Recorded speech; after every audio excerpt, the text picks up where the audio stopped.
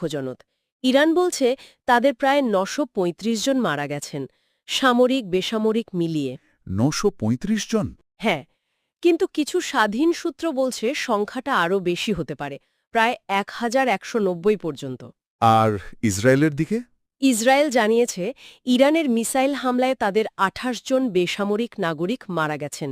এর বাইরে তো পরিকাঠামোরও ক্ষতি হয়েছে, বিশেষ করে ইরানের পারমাণবিক কেন্দ্রগুলোতে। হ্যাঁ, নাতাঞ্জ, ফোর্দো, ইস্ফাহান এসব জায়গায় মার্কিন আর ইসরায়েলি হামলায় বেশ ক্ষতি হয়েছে। স্যাটেলাইট ছবিতেও নাকি ফোর্দোতে ক্ষতির প্রমাণ পাওয়া গেছে। পারমাণবিক কেন্দ্রে হামলা, এ তো অন্যরকম প্রভাবও থাকতে পারে, মানে পরিবেশগত। ঠিক ধরেছেন, এটা একটা বিরাট ঝুঁকির বিষয়। শুধু তাৎক্ষণিক ক্ষতি নয়, তেজস্ক্রিয়তা ছড়ানোর একটা আশঙ্কা তো থাকেই। এর দীর্ঘমেয়াদী প্রভাব কী হবে তা এখনও স্পষ্ট নয়। বুঝলাম, মানে ক্ষয়ক্ষতি